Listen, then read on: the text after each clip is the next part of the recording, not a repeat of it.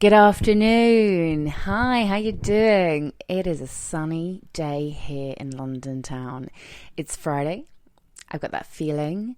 And wherever you may be in the world, hello to you, whether it's morning or evening. I am Rebecca Nichols, and this is my podcast, Royal Treats. So, today, darlings, what are we going to talk about? Well, I'm staying in the flow of the heart chakra because that's what we're focusing on this week, and that's what I've been sharing on my Reiki challenge. That if you're part of my 7-week challenge, you'll understand that we are working our way up into the higher chakras, and where we find the heart is where we find most balance in our lives. Yes, let's all live from the heart. Let's all live from love, and everything when it comes back to love, it just gives us more meaning to this thing called life. Let's come together. Let's celebrate life. Let's celebrate love. Let's celebrate the love of life in itself. And I think being balanced means that you're going to find sanity somewhere in the chaos which can become part of our lives. Also, I mean, we're not ever immune from it. I think that's the duality. That's kind of the stuff that we deal with when we come to the third eye, understanding that we're able to see everything exactly how it is. You know, the good and the bad that exists in our reality, which is also maybe very necessary. Who's to say that we'll ever be without darkness? Maybe that the darkness is exactly what we need. And I talk very openly about my darkness because it's 20 years and it's deep and it's nasty and it's ugly, and it didn't serve me very long. It served me for a long time. I'm sorry, it did. It didn't serve me very well. It didn't serve me very well, and it's mainly because of the love that I lacked for myself. And if I could give you one little bit of advice, it would be, I mean, there's so much I could give you, and this is the whole purpose of me doing these podcasts, but really get to know yourself. Really get to understand who you are as a human being, why you are the way you are. And that will all come back to like how your intention was, the intention of your creation, which is the fact that you're here. You are a living, breathing creation, designed by pure love, where your mum and your dad come together, or you were designed by pure lust in many cases. It happens. You know, and I talk about this, like I never planned to be pregnant, and it wasn't something, and Tristan's dad's not around because, again, we weren't together. There wasn't an agreement that we were agreeing to have this creation. And I think that's a lot of a problem with how people feel about themselves, is because the intention wasn't there for them to be here. Not saying that you cannot claim your birthright, because you should be claiming your birthright regardless of whether you were unplanned or unwanted or illegitimate in so many cases. You know, history repeats itself. Now, I don't want to get too off track because this is all to do with the root chakra, and if you've been listening and looking through the feed, and you'll see, you know, I talk a lot about the birth struggles and why we are the way we are and why we say what we say about ourselves. It makes sense when we look at it from that perspective. But we know we are here. You're here. If you're listening to this and you're kind of wondering why you're here, I'm talking about you are here to create. You are here to love. You are here to do something that you love. And this is why I do what I do, because I love helping people, transforming people from the inside out, because that's the real shit. That's the real, I am here for a purpose. My life means something, and I'm going to love it, regardless of the situation I'm in, regardless of the haves and the have-nots, the shoulda, woulda, couldas, the past, the regret, the shame, the guilt, the judgment, the has-beens. All these things that come up for us as humans, you know, and it's something I talk about a lot You know, you'll hear me repeat it over and over and over again. It's something that is a theme that I'm running through my whole entire book, is to take responsibility for our lives, to take responsibility for our happiness, to take responsibility for the choices that we make. We can never be angry at other people for the way our lives have turned out, let's face it, because we've always had a choice.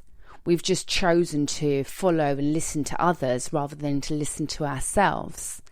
So this is where it always comes back to the heart of who you are. Now, my program, Aligned and Divined, is a 7-week program that some of you are working through at the moment, and some of you are at different levels and different stages. And if you'd like to have more info about the courses I run and the things I do, then please send me an email, info@queenofmylife.london. Me and my team will get back to you about that. I am launching a new program to start in October, where I'll be taking on a number of people to go through the transformation program. So there's people that I work with one-to-one and coaching. There's people that do self-study courses. So it's there are various different levels to some of my programs that I do. But the most important thing is I wanted to simplify it and teach it in a way that it was going to appeal to everybody. And it didn't matter whether you understood Reiki or you didn't understand Reiki, or you know what chakras are or you don't know what chakras are. Because I think this alignment and stepping into this space of who you are is so powerful.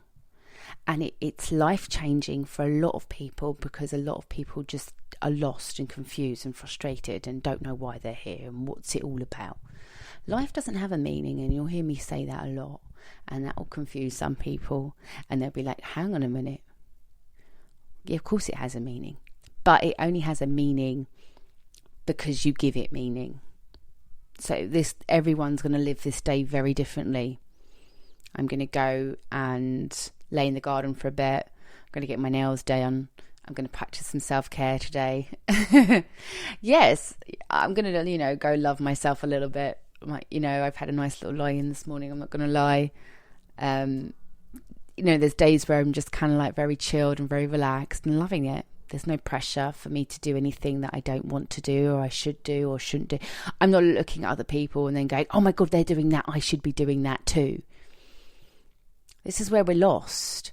I think we're having a massive identity crisis as human beings, where like a lot of us aren't showing up in our true authentic selves, because we are really, really bothered about what outside appearances or outside people are going to say, oh, well, what's she doing? What's she not doing? Yeah, you should be doing that. You shouldn't be doing this. Hey, and I'll put my hands up. I've judged. I've been one of them people, be like, you should be doing this and you shouldn't be doing that. And I've done that. And I've been I've done that. So, you've got to kind of have to recognize and call out your own BS sometimes. It's very liberating to know yourself. It's freedom. It's true freedom, and freedom in itself is what we all want. We all desire. Every human. I don't care where you're from or who you are or what race you are or what status or how much money you've got.